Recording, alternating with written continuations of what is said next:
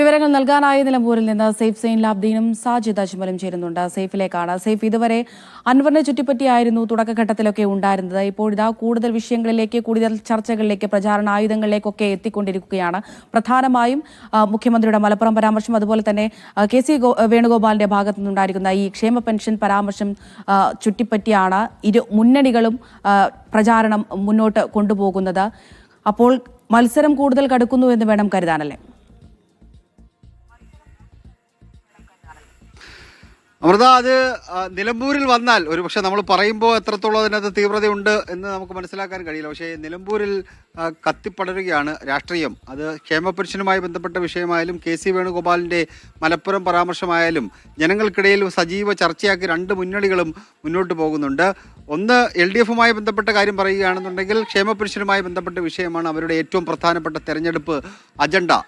അത് 2 ദിവസം മുമ്പ് തെരഞ്ഞെടുപ്പ് കൺവെൻഷനിൽ കെ.സി. വേണുഗോപാൽ ഈ വിഷയം പറഞ്ഞതിന് പിന്നാലെ തന്നെ ഇന്നലെ CPM-ന്റെ സംസ്ഥാന സെക്രട്ടറി അടക്കമുള്ള നേതാക്കൾ അവർ ഡൽഹിയിലാണ് ഉണ്ടായിരുന്നത്. അവർ അതിനോട് കൃത്യമായി തന്നെ പ്രതികരണം നടത്തിയിട്ടുണ്ട്. LDF കൺവീനർ, അതുപോലെ തന്നെ CPM-ന്റെ സംസ്ഥാന സെക്രട്ടറി, പോളിറ്റ് ബ്യൂറോ അംഗങ്ങൾ അടക്കമുള്ളവർ ഇതിനോട് പ്രതികരണം നടത്തിയിട്ടുണ്ട്.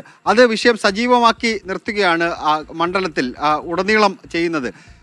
ഇവിടെ സംസ്ഥാന നേതാക്കളാണുള്ളത്. സംസ്ഥാന നേതാക്കൾ എന്ന് പറയുമ്പോൾ സംസ്ഥാന കമ്മിറ്റി അംഗങ്ങൾ, സംസ്ഥാന സെക്രട്ടേറിയറ്റ് അംഗങ്ങളാണ് നിലവിൽ നിലമ്പൂരിലുള്ളത്. അവർ പങ്കെടുക്കുന്ന പ്രചരണ പരിപാടികളിലെ ഏറ്റവും പ്രധാനപ്പെട്ട വിഷയം അത് കെ.സി. വേണുഗോപാലിൻ്റെ ക്ഷേമ പെൻഷനുമായി ബന്ധപ്പെട്ട പരാമർശം തന്നെയാണ്. കാരണം സാധാരണക്കാരെ സ്വാധീനിക്കുന്ന വിഷയത്തിൽ ഊന്നി തെരഞ്ഞെടുപ്പ് പ്രചരണം മുന്നോട്ട് കൊണ്ടുപോകുന്ന ഒരു രീതി കഴിഞ്ഞ കാലങ്ങളിലെല്ലാം CPM-ഉം ഇടതുമുന്നണിയും സ്വീകരിച്ചിട്ടുണ്ട്.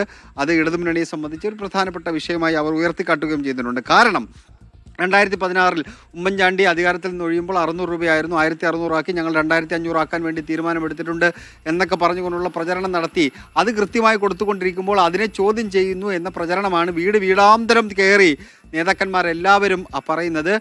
സ്വരാജിൻ്റെ പ്രകടനത്തിൻ്റെ കൂടെ, പരസ്യ പ്രചരണത്തിൻ്റെ കൂടെ നമ്മൾ രാവിലെ മുതൽ ഉച്ചവരെ ഉണ്ടായിരുന്നു. അദ്ദേഹം പ്രസംഗിച്ച എല്ലാ മേഖലകളിലും ആദ്യം പറയുന്ന വാചകം ക്ഷേമ പെൻഷനുമായി ബന്ധപ്പെട്ട വിഷയം തന്നെയാണ്. അത് സജീവ ചർച്ചയാക്കി ഉയർത്താൻ വേണ്ടിയുള്ള തീരുമാനം തന്നെ എടുത്തിട്ടുണ്ട്. അതിന് പ്രതിരോധം തീർക്കാൻ വേണ്ടി UDF സ്വാഭാവികമായിട്ടും ശ്രമിക്കും.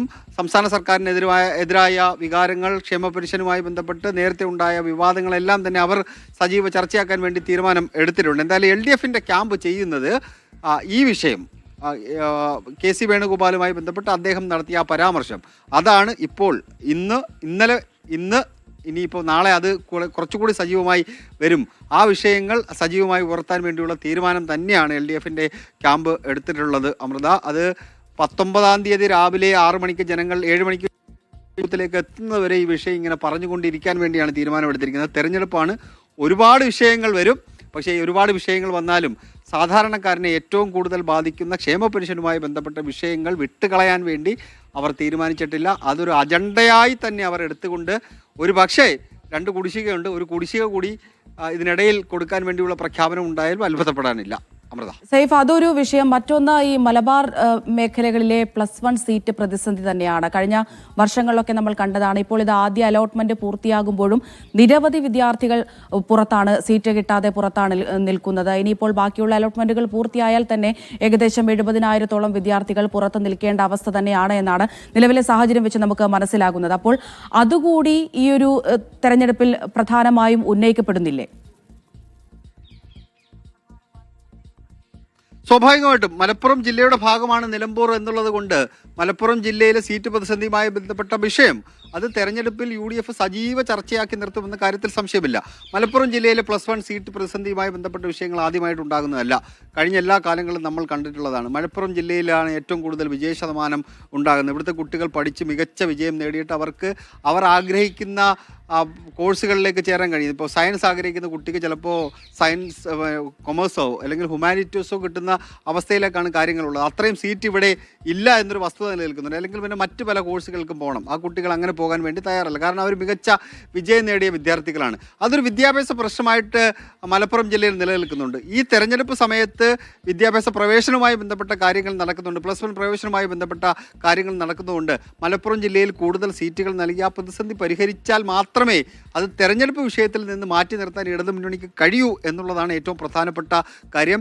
കഴിഞ്ഞ തവണത്തേതുപോലെ ഒരു അഴകുഴമ്പൻ നിലപാട് സ്വീകരിച്ചുകൊണ്ട് ഈ അധ്യയന വർഷത്തിൽ ഇടതുമുന്നണിക്ക് അങ്ങനെ വിട്ടുപോകാൻ കഴിയില്ല. പാടില്ല. ഷാർപ്പായി നിലപാട് സ്വീകരിച്ച് ഈ വിദ്യാർത്ഥികൾക്ക് അവരെന്താണോ ആഗ്രഹിക്കുന്നത് അത്രയും നല്ല മാർക്ക് നേടിയ വിദ്യാർത്ഥികൾക്ക് അവരാഗ്രഹിക്കുന്ന സീറ്റുകൾ കിട്ടുക, സയൻസ് ആണ് എന്നുണ്ടെങ്കിൽ സയൻസ് കിട്ടുക എന്നുള്ള സംവിധാനം ഉണ്ടല്ലോ, അത് കിട്ടാൻ വേണ്ടിയുള്ള ഇടപെടൽ നടത്തിയില്ല എന്നെങ്കിൽ സ്വാഭാവികമായിട്ടും അത് തെരഞ്ഞെടുപ്പ് രംഗത്ത് പ്രതിഫലിപ്പിക്കും. അത് പ്രതിഫലിപ്പിക്കാൻ വേണ്ടിയുള്ള നീക്കങ്ങൾ UDFിൻ്റെ ഭാഗത്ത് നിന്നുണ്ടാകും. അത് രാഷ്ട്രീയമാണ്, രാഷ്ട്രീയം കൂടിയാണ്. അതിനൊപ്പം തന്നെ ഈ വിദ്യാഭ്യാസ മേഖലയിലെ പ്രശ്നം കൂടിയാണ്. അതിനെ മറികടക്കാൻ വേണ്ടി ഇടതുമുന്നണി എന്തെങ്കിലും ചെയ്തില്ല എന്നുണ്ടെങ്കിൽ സ്വാഭാവികമായിട്ടും അവർക്ക് അതിനകത്തെ പ്രതിസന്ധികൾ നേരിടേണ്ടി വരും എന്ന കാര്യത്തിൽ വസ്തുതയില്ല. കാരണം നിലമ്പൂർ എന്ന് പറയുന്നത് മലപ്പുറം ജില്ലയിൽപ്പെടുന്നതാണ്. ഇവിടുത്തെ കുട്ടികൾ പോലും നല്ല മാർക്ക് നേടി വിജയിച്ച ഒരുപാട് കുട്ടികളുണ്ട്. അവർക്ക് അവരാഗ്രഹിക്കുന്ന സീറ്റുകൾ കിട്ടിയില്ല എന്നുണ്ടെങ്കിൽ സ്വാഭാവികമായിട്ടും അത് രാഷ്ട്രീയ പ്രശ്നമായിട്ട് തെരഞ്ഞെടുപ്പ് സമയത്ത് ഉയർന്നു വരും എന്ന കാര്യത്തിൽ സംശയമില്ല. അത് പരിഹരിക്കാൻ വേണ്ടിയുള്ള രാഷ്ട്രീയ ഇടപെടൽ നടത്താൻ വേണ്ടിയുള്ള നീക്കങ്ങൾ LDF നടത്തും, തെരഞ്ഞെടുപ്പ് സമയമായിട്ട് നടത്തും എന്നാണ് അവരുമായി ബന്ധപ്പെട്ട കേന്ദ്രങ്ങൾ പറയുന്നത്.